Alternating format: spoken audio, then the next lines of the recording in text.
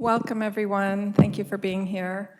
My name is Pam Schaff. I'm the director of the HEAL program, Humanities, Ethics, Art, and Law program here at the medical school, and also the director of the Master of Science in Narrative Medicine. For those Year 1 students who may be here, I will meet you and tell you more about HEAL and Narrative Medicine on Monday during your EPIC session.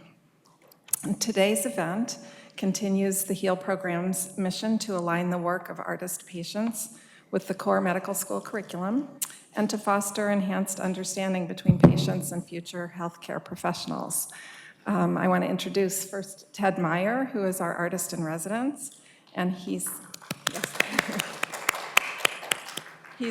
brought his artistry and his curatorial skills to CAC for almost 10 years, I think, right, Ted? Mm-hmm. And we're also welcoming Dr. Gonzalez Garano, who is a professor of neurology here at CAC. And he is also one of our artist patients physicians. So we're very glad to have you here. And I'm going to turn things over to Ted, who will introduce our artist. So Lydia is our artist, and I am thrilled to have her here. So Lydia has MS, and she is going to talk to us about how that affects her art. She's also dealt with cancer. But after being diagnosed, she became a spokesperson for the MS Society, sort of turning a bad into good. And she's gone all over the country giving talks. So we're going to talk to her about life with MS. So let's start with a couple facts here. I always do this. So 2.8 million people in the world have MS, according to the MS Society, and approximately 1 million in the US. So I'm not sure of those facts because that would mean a third of all cases are in the US, which doesn't seem right. I assume there's probably just misdiagnosed or underdiagnosed in the rest of the world. Average age between 20 and 40 years old. And the most interesting fact I found was that there's more cases in the northern states than in the southern states. And number-wise, and I can't figure that one out. And if you can tell me, we will be very happy to know. But it's still one of those mysteries. We can talk about that at some time. Probably the food. All right, so here is Lydia doing some artwork of yourself, and you put yourself in a lot of your artwork to tell your story, which a lot of other artists that we've had that do illness sort of do work about the illness, but they're not in it so much. So we're going to talk about all this. But let's talk about your relationship first. You guys, you're her actual doctor, so HIPAA rules probably don't apply too much today. Well, it was a coincidence, I guess. I work at LA General. You requested you. Oh, you requested? Oh, there you go. I didn't know. All right. But I came here in 2018 from having worked elsewhere, really in retirement, because my then one granddaughter, now 2 grandchildren live here. My wife said, you moved me from Philadelphia to San Antonio. Now it's my turn to go somewhere, and I want to be close to my grandchildren. So that's why I'm here. And I joined the LA General staff because that's what I've done all my life, and I wanted to continue doing it. So, yeah. Great. All right. So I want to talk about the first time you and I met. You were actually the first artist I brought into the gallery when Dr. Schaff and I first started getting this thing going. And I showed you the gallery, and you were like, I'm too sick. I'm probably not going to live very long. I want to spend time with my kids. So now we're here, almost a decade later, so between 2016 and now. And I'd like you to talk about some of the advances medically, and what's been happening with you, what's happened because you look so much healthier, you're able to move a lot better. So your life is completely different. It's his doing.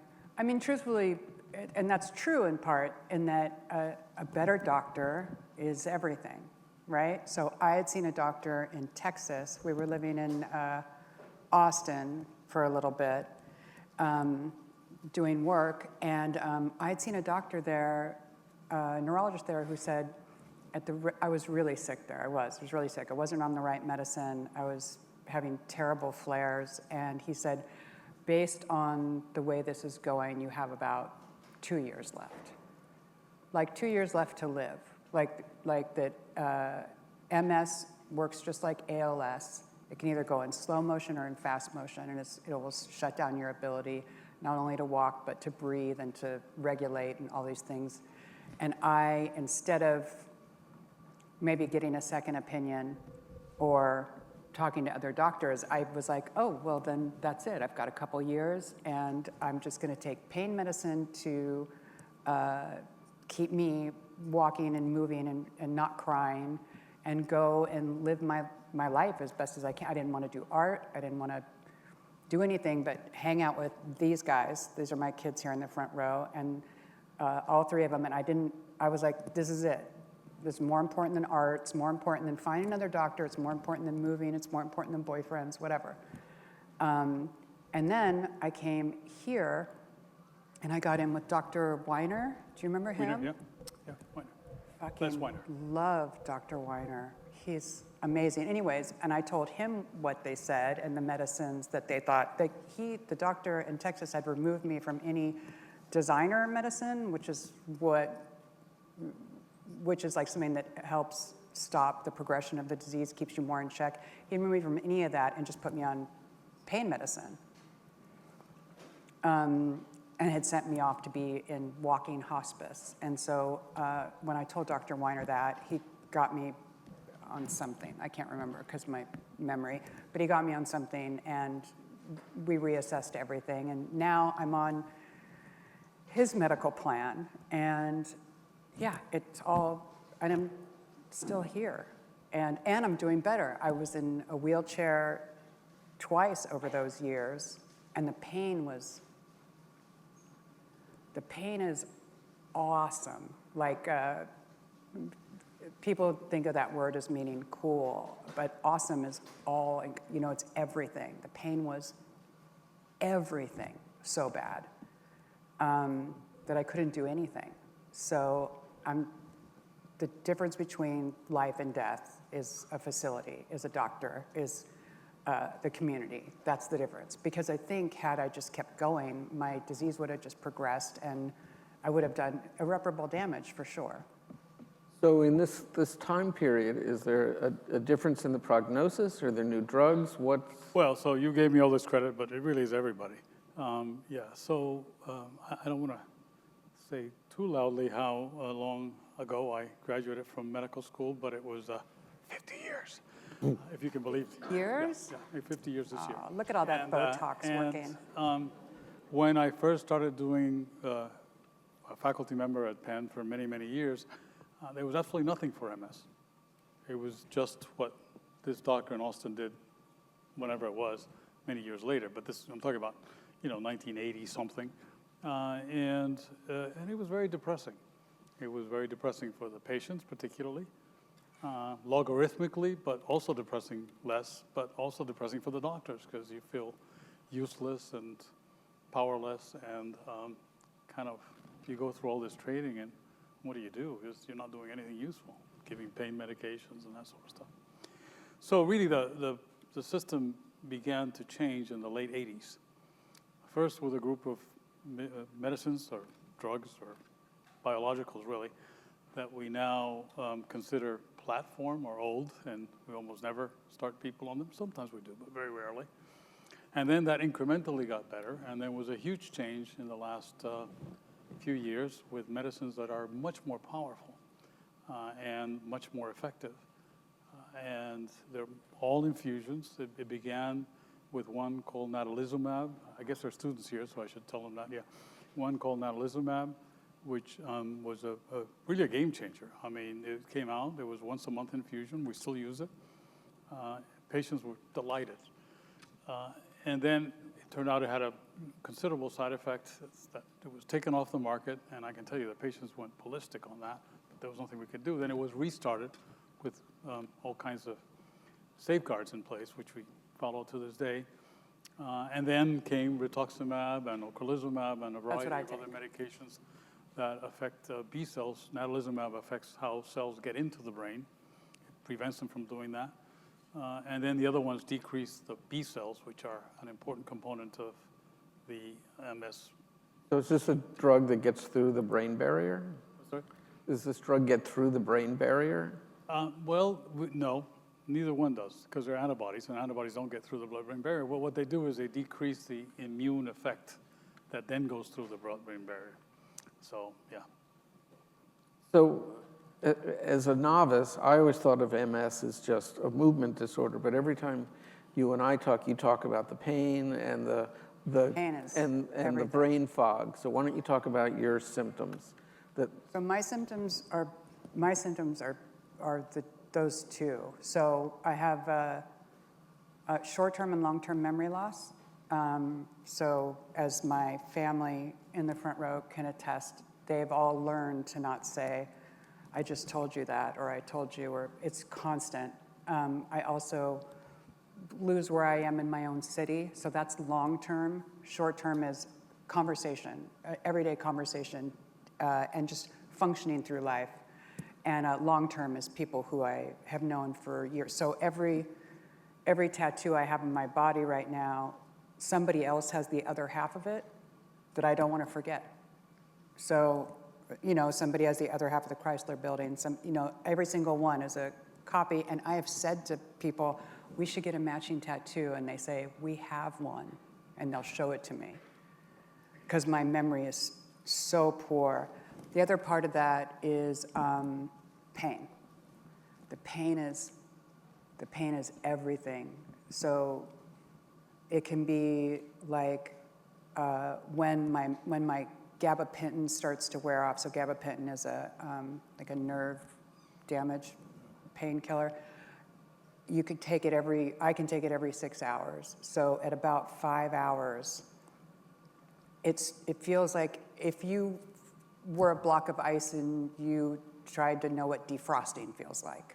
That's what it feels like when your pain medicine is slowly starting to give away. And for me, it feels like there's fire ants. If anybody remembers fire ants from camping, fire ants between my gums and teeth, and fire ants underneath the skin.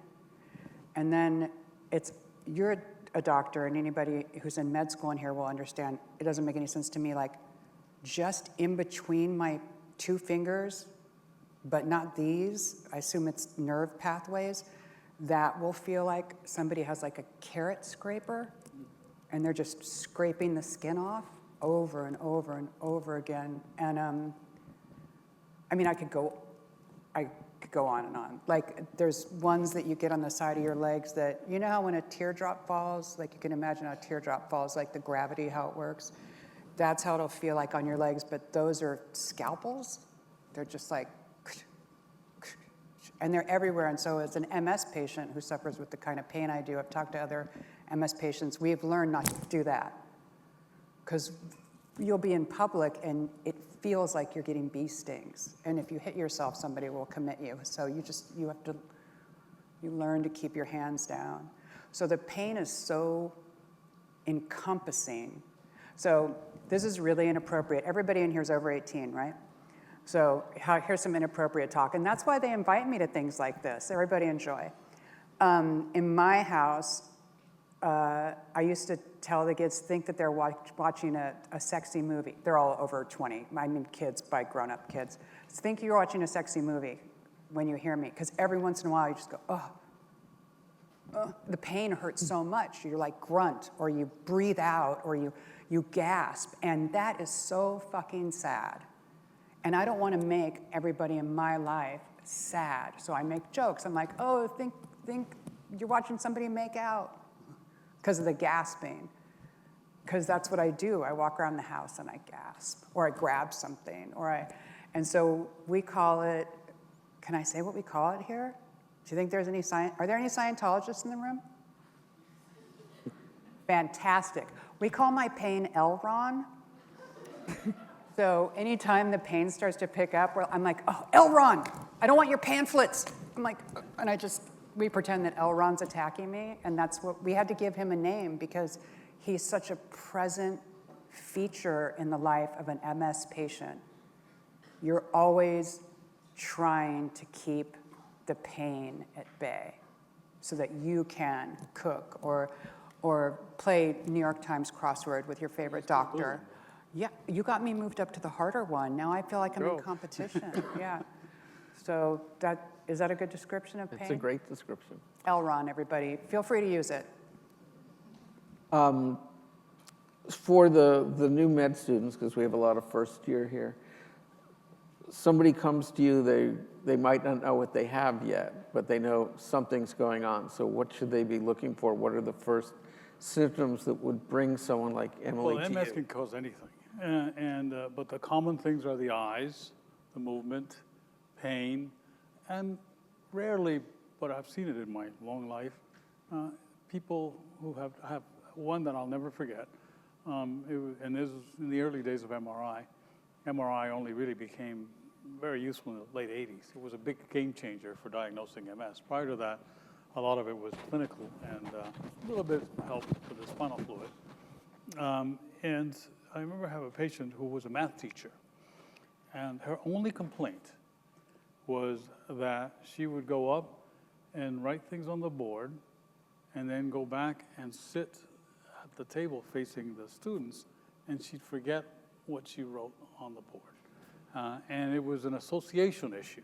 Everything else was mine. She was walk, talk, never had any eye problems, but that was her only symptom. And of course, she did have MS, and it was those white association fibers that were missing.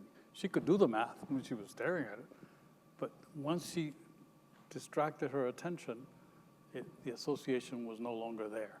And so it can be that, or it can be any number of neurological symptoms, difficulty walking, pain.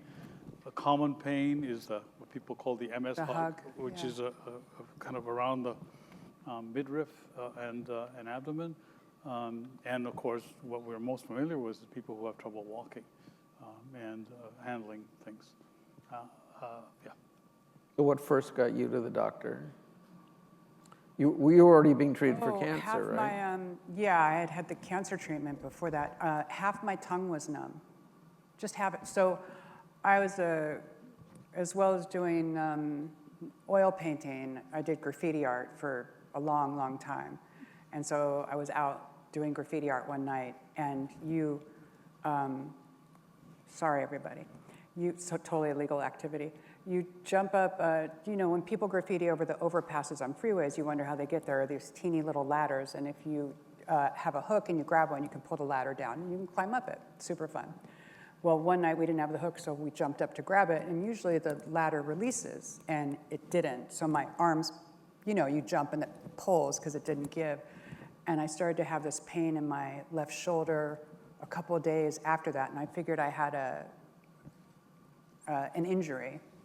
And I did what everybody with MS does. I went to a masseuse, I went to an acupuncture, I went to all the things and none of them worked. And then the pain started to travel up the side. I had this trigeminal neuralgia, which is also known online as the suicide pain or the suicide injury. Very the suicide. severe. Right, yeah. It's so severe, and I couldn't get any help with it. And people, I don't know why. Maybe I didn't handle it correctly. Maybe I didn't go to the right doctors. But I had so many problems with it. And then one morning I woke up and just half my tongue, it was like there was a line down the middle, and just half of it was numb. And I went to the emergency room because we looked it up and it said stroke. And so we went to the emergency room, and that's when they looked at my MRI, looked at my brain, and they said that I had an infarction. I thought that was the funniest word, so I didn't think it was serious. And then I remember the ER doctor had to tell me that I had lesions on my brain. And I remember I didn't know what it meant. I just felt so bad for him. The ER doctor, he just looked like he was like, I'm just supposed to put casts on people. Like this, he just looked sad to have to tell me the news. So I figured it was serious, but I had more empathy for that poor guy than me. Let's talk about how you depict this illness. So this is a triptych that's downstairs. Right, so those are all, so the one is me and me, obviously. People always ask what it feels like to have MS. So I tried to paint what it feels like to have MS.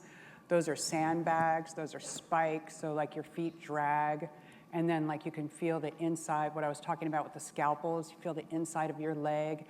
And then that was one symptom for a while. For a while, I felt like it stopped, thankfully, but I always felt like somebody was trying to put their fingers underneath the top of my spine and like carry me like a six-pack, like trying to like lift my spine out of my body. So that's what that is. And then those screwdrivers, that's the trigeminal neuralgia. That's what it feels like. Feels like someone's putting screwdrivers in your ear, in between, trying to like pry your teeth out of your jaw. Trigeminal neuralgia, I gave birth naturally twice, and I've had a kidney stone, and none of it holds a candle to trigeminal neuralgia. That is the most brutal pain. So I tried to show, like, that's me as the artist, and that's what I feel like. That's what that one is. The other two in that same trilogy, this was my neighbor. She knew something was wrong with her. She knew. And she was kept going, and I tried to help. We all tried to help. Try this, try that, give these, and it was difficult. And after a year of medical debt and all these problems, she found out that she had ocular cancer. She had cancer, in the eye, So that one I did for her. It's just supposed to depict the patient who doesn't know. Those are all Prescriptions. Oils? no, the thing you give out, prescriptions. Oh, Those are prescription. Oh, yeah, you can see it prescriptions, over here. pills, and then all the different things that you check for, and then all the money that she put into it for a year or more until they figured out what was wrong. And this is not a criticism of doctors. I want that to be said out loud. I fucking love my doctor, and I love doctors. This is the bridge that is so fragile between what I say I'm feeling and what you hear. There's this spot where sometimes our communication is lost. When patients are afraid, they don't know what to say, they don't want to, we don't go into doctor's offices necessarily wanting to complain. I mean, some of us do. Anyways, that's her. She's awesome. She lives next door. She used to. She moved away, had a baby. So selfish. Anyways, what's the next one? So this is a friend of mine who suffers with anorexia, and she's a Catholic, which I don't know a lot about, but I know the story of Joan of Arc because of history. And so I tried to depict all the injuries she had. She has bone injuries. Everything that happens with anorexia, stopped getting her menstrual cycle, fingers, hair, nail, bone problems. So I tried to have somebody that I thought would be important to her, Joan, because she's a Catholic, showing her that her body is covered. She's like so important to their history, and she's completely armored up. You can't even see her body. And it's just the disconnect between how we feel about ourselves, our own armor. So those are the three patients in that series. So a lot of the artists that we show here who do work about their illnesses, they do work just about their illnesses, but you've done these and others about other people too. You've done work about women that have been sex trafficked and things. So do you feel do you have an increased empathy, you think, to other people, or a comfort around them that you do work about? I think people are really uncomfortable. When we were hanging this downstairs, I was just telling my doctor, when we were hanging this downstairs, somebody walked through and he said, "Oh, this art is so macabre." And that's the thing, is people don't necessarily want to see sick people. And so for me, I was like, well, if I can make it art, maybe it'll look longer. you know? Or maybe you'll ask questions. Art is not supposed to be pretty. Art's not supposed to be pretty.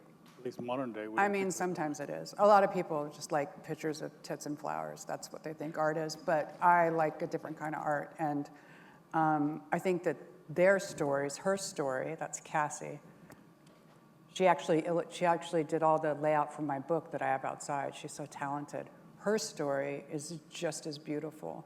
And what's interesting is we can look back through time and look at art, and some of the biggest tapestries that were done or art pieces that we revere are of people bleeding, especially the religious ones, hanging on crosses and bleeding all over the place. And those things we don't have any problem with. But when you show somebody suffering with anorexia or cancer or MS, all of a sudden it's macabre.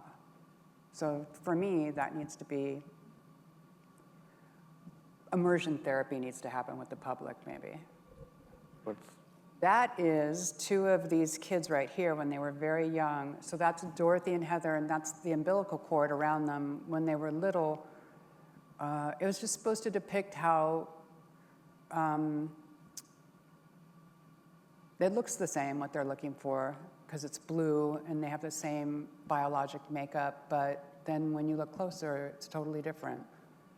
So that's just them with their umbilical cord, how different we can be even as twins or siblings, you know? And that's the New York Times behind them because I was mad at the New York Times at that moment. I used to love the New York Times, but then I got mad at it. That's supposed to be what it feels like to paint with MS. So that's like a cartoon anvil like they have in Bugs Roadrunner. Bunny. Yeah, Roadrunner.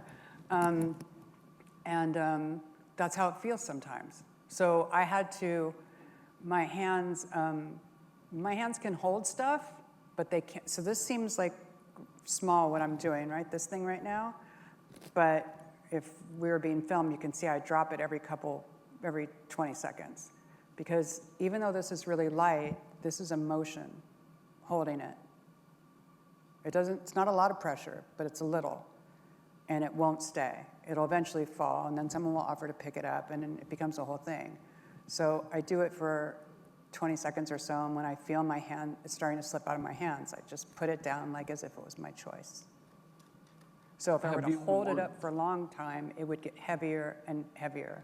Sorry. Have you worn one of these? Like, I've seen people with Danlos syndrome. I forgot how to pronounce it. No, I don't have one.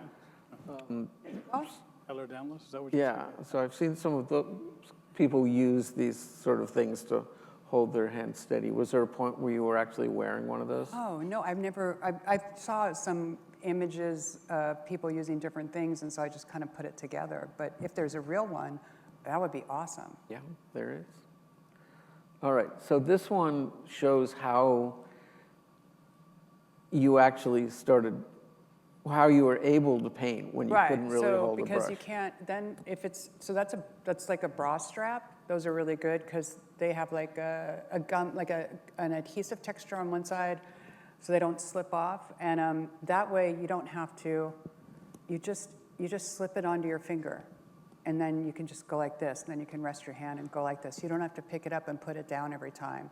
It just is a part of your finger. Unfortunately, you have to learn how to paint pointing.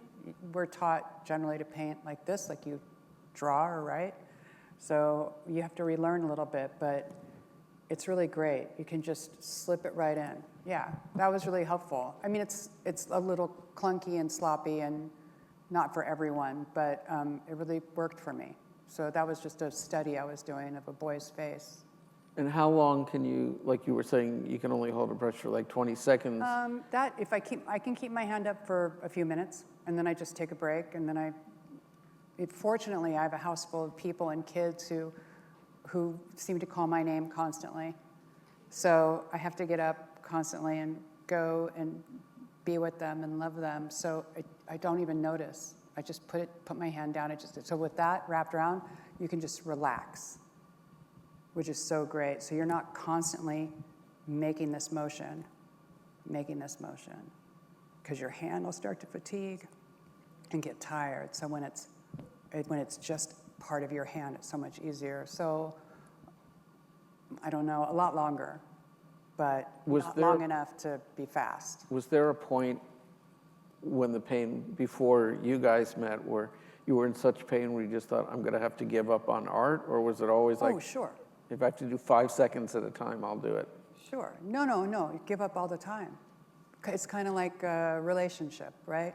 And you look at your lover and you're like, what the fuck was I thinking? I'm out. And then 5 minutes later, you're like, what was I thinking? I love them. Art's just as fickle of a lover. You're in and out all the time. Oh yeah, that one, I was just putting my, I was trying to put my heart back in my chest. It was a while ago. Look, I have no neck tattoos or anything. I was trying to figure out how to get, so there's just a lot of pain. So you try to remove yourself from anything that's happening, try to take your skin off, try to take your body parts out, try to just be a shell. And then when the pain medicine kick in, you put everything back in place. If that makes sense. What do you think? Do you think this is a good depiction from what you've seen of patients? Well, I've never had MS, so I have to rely on what people tell me. But yes, it is a very good depiction. I think the other thing that it was an insight many years ago. I had a patient who kind of wasn't handled well initially. Then she came to see me in Philly and we got along well. Her husband, I can't say too much about what, but he was moved, and they moved to San Diego. And then I was going to be there, and she said, well, why don't you come and say hello to me and my husband? We met, and my daughter was with me, and we talked for a while, and we had lunch, and she had some of the issues associated with MS. And afterwards, you always get insights from your children. She wasn't a child, but my daughter told me, now I understand why patients with MS pay so much attention to their daughter. They have to live to their doctors. They have to live with the disease all the time, and so they have to have somebody who, or maybe a nurse, it doesn't have to be a healthcare provider, who will listen to them carefully and pay attention, because it's something that doesn't go away. You have it all your life, and in some way or another, it's there. And I know that's the way it is. Every day you get up, maybe I can walk today well, maybe I can't. Some days are great, some days might not be. And the other thing is it can hit you any time without any real perception that, or premonition that it's going to hit you, so that, one day you might wake up and your eyes don't work well, and the day before you were fine. And so it's always this continual tension, I guess. And there's no rhyme or reason. Sometimes people say, oh, were you really stressed? No, I had a great People day. always try to prescribe something, but the reality is it just sort of It just happens for no reason. Yeah, it's it doesn't. stochastic. We don't know why. Yeah. Right. Is there any genetic component? Does it run in families? There are at least 200, the clear, you talked about north-south. Well, MS is generally a Caucasian disease. That's the first thing to think about. But there are a couple of hundred genes that are associated with MS. So there's no specific transmission that you could talk about. So yes, there's genetic influences, but they're complicated.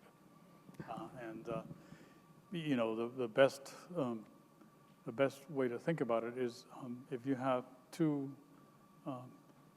siblings who are not twins, the concordance is very similar to the concordance in the general population. It's a little bit higher because they share 50% of the genes, roughly.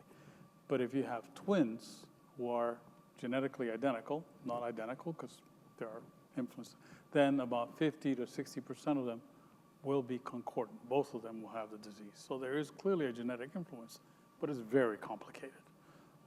And the children don't really have an issue because the father is, the mother, whoever the other partner is different than the one who has the problem. So the mix is completely different. So it's a little bit of an increase, but not much. More like a genetic disease that we think of usually. I love this picture, this You painting. do? Oh, Yeah. thank you. Yeah. This one was this is the way I was feeling after Texas, even though I didn't paint it for a long time. But that's after I was in Texas.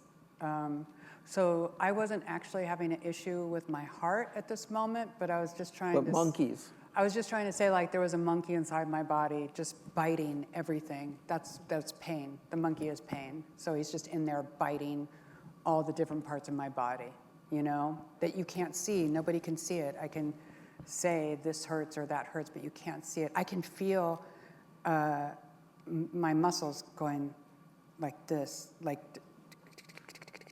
that, and so, but nobody can see that. So you try to. So I always say when I get tattooed, it makes sense. Somebody takes a needle and they put it down on my skin, and then it hurts. That makes sense. MS pain doesn't make any sense to the non-doctor. Us patients are generally non-doctors, so it doesn't make any sense. You're like, why does this hurt? How can you not see it? How can you not see this happening to me? And so I just wanted to make him into a little monkey. This little monkey inside my body, biting stuff. And then that is the way I felt when I left Texas with I was in a wheelchair at the time that I painted this, and then just death following me, because I didn't know. I mean, part of the reason I like this one, and I don't think I had even seen it before, but look at you now, and you had death like right over your shoulder. I did, and look at me. And you couldn't walk, and look at you now. I know, it's fantastic. People say to me all the time, now they go, God, you look really great. And I'm like, shh, shh. Don't jinx me, which is a weird thing for a science person to say, but you still have that weird feeling like. Well, it's natural because you never know when it's going to happen. So maybe It is is, a it's jinx. true. You don't want L. Ron to hear it. Yeah. So the original of this piece is downstairs, and again, I love the strap on this one to sort of, so you can hold things. Yeah. It's looking at you, there's a lot going on, and the original piece is downstairs, and it's really beautiful. And this is also your book, which is outside, and afterward people can go grab it if they would like a copy. So let's talk about this piece. You're looking at yourself, but your hand is all bound up, so you can even do that. Well, so the mirror is heavy, it's floppy, so you had to like go all the way down your arm to like create stability to hold it up. Ended up looking really cool, like stylized, but at the time it was just sloppy. But I wanted to do a self-portrait, and I thought that would be the best way to do it, to show how hard it is. Yeah, we didn't get a picture of the original, right? We didn't, but it's downstairs. Yeah, it's downstairs. If you guys haven't seen the artwork, it's all downstairs. Hi, lady. Sorry. Let's see. What's that? This is your Instagram. It is? If anybody would like There's to a dinosaur on it. look at her Instagram account, you can follow this. And if anybody has any questions, there's I'm microphones on either side for you guys. So what do you tell patients when they come in and they're starting to get, I always ask doctors, like, how did you choose your profession? Because some of them might want to go into neurology. So how do you deal with this? What would you say to a patient who comes into you, and why Well, you asked me a couple of neurology? questions there. So first of all, how do I view my profession? Well, I already said how long I've been doing it, and I guess it has been a wonderful time for neurology, period. I mean, that's the bottom line. When I started out in this field, we were basically diagnosticians without a lot of therapeutics, and the game has changed tremendously in MS as well as just about every other field. I can't even believe that even Alzheimer's, which seemed to be a inscrutable disease, now may actually have some hope in terms of that. So the change has been nothing sort of dramatic, and it's hard to believe that the next number of years will be as good, but there's a part of me that says, yeah, it will be. There's still going to be so much more to learn, that the next number of years are going to be just as exciting. Now, what do I tell the question that you ask about patients with MS? I would say, look, one of them, if they really want to know, I'd say, well, when I started out, there was nothing. Now we have 20 different drugs, and there's 1 or 2 every year new. I give the lecture to the residents on the therapies, and I've discarded some of the other ones. I just say, these are things that we no longer use. Don't think about them. And every year I change it. This year I was just doing it for next month. I add 2 more things. So we have a whole world of new things that are coming out. Some that are already here, and some that will help. So when I have a young patient, and the average age is young, they ask me, one of the questions is, do I have to take this for life? That's a big question. And my answer is, well, maybe for my life, but I suspect for yours, no, that there will be something in the future, because there has been so much that has changed in the last few years. And it is now a manageable disease. And the sooner we treat it, and the more aggressively we treat it, which of course, too late for you and Thanks. others. Well, I mean, life is the way it is. It's like, Charming. as I always tell patients, if I could go back in for me. time, you wouldn't believe the head of hair I would have. And so the future is bright, and the more we treat, the earlier we treat, the better off we are, particularly with the new medications. It's clear cut that the more aggressive treatment, the less disability. So are there any tests, like I know with Alzheimer's, they're doing tests earlier and earlier to get people on treatment before symptoms even show. Is there any tests like that for MS? Well, we do pretty well with MS. I mean, of course, we can't do an MRI, screening MRI to everybody. It's not that common a disease that we could do that. Maybe in the future there will be some blood tests. There are actually some blood tests that we're already using For MS? potentially for managing, not necessarily, usually for trials to see if there's an improvement, not necessarily for clinical use, but for trials. In the future, there may be some screening tests. At this point, there isn't. But the reality is we can pick it up pretty quickly. I mean, particularly when it affects the eyes, because there are a lot of lesions in the brain that you don't feel because, brain has some plasticity and a lot of redundancy, but there are certain places where a lesion is very symptomatic. The eyes is one of them, because anything goes wrong with your eyes, you're going to notice it, whether it's color blindness or anything else. The other one is the spinal cord, because that usually is going to lead to pain or discomfort or disability or something. We get up pretty early, and we treat as early as we can, of course. So my last question or thing for the day, I heard you talk once about having had cancer and MS. You said something to the effect of, well, cancer is so much better because they have, I think your quote was, they have their shit together. They have good PR. They have good PR.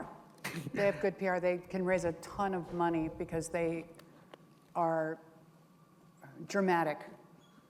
MS does not do that. And I've talked to the people at the MS Society, not everybody, but a few people there about it before, but it's, I feel like cancer has the urgency for fundraising because there is this idea that everything is, we have to do it right now. It's very critical.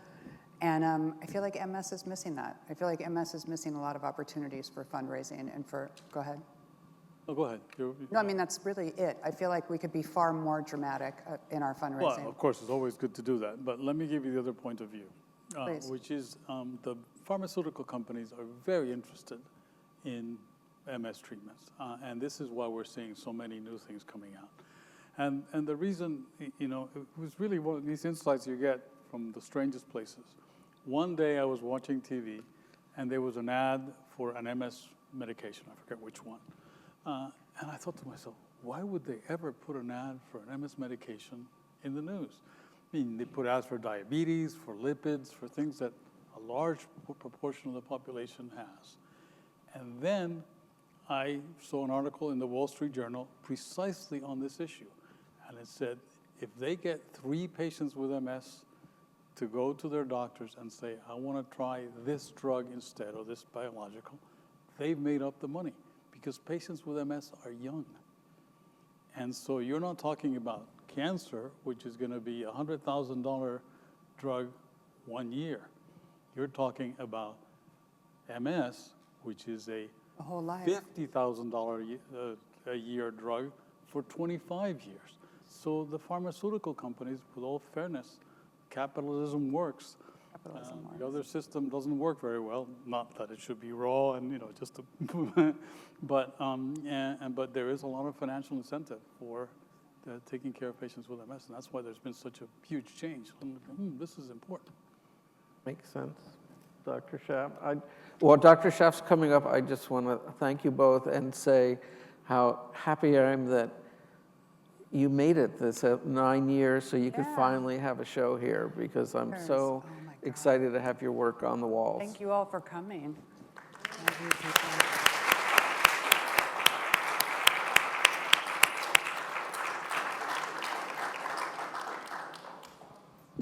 Thank you so much to all of you for the conversation. Does anyone have questions for the doctor or for Lydia or for Ted? Yeah. So you represent the Elrond character in a bunch of different ways. Like that name, it seems to change a lot. Is that because progressive is so unpredictable and the image of Elrond needs to change all the time?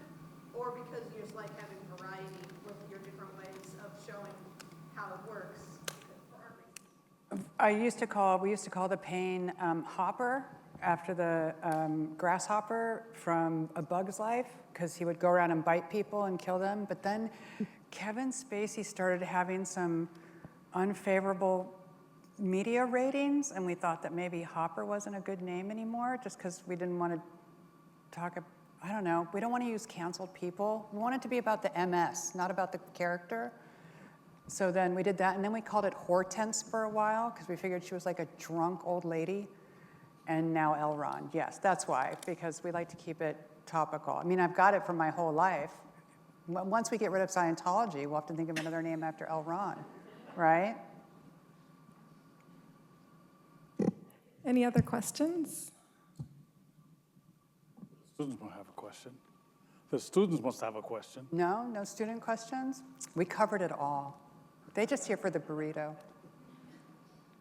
I have a comment and a thought, which I hope will help the students think about their session on Monday in the EPIC course on narrative humility. So one of the things we talk about is the fact, you said it really well, you said that MS pain doesn't make sense. I think you said to the non-doctor, but it doesn't make sense potentially to anyone who's not experiencing it. There's no way that I can fully understand what you are experiencing. But your art allows us to get closer to that, I think. And that's what is so beautiful about your work and about this project, I think, Ted, to bring the work of artist patients to us so we can better understand what your lived experience is. So I just want to thank you for doing it so beautifully. Thank and you. for sharing it with us. That's really kind. So thank you. And maybe if people want to linger and ask questions one-on-one, are you okay with that? I have some books if anybody would like a book signed, and then yeah, I'll be here for a few minutes. If anybody has any questions, feel free to ask me. I'm approachable. The books are right outside, and again, the artwork is downstairs if you haven't seen it in person, which you should. Thanks for having me. Thank you. Thank you both.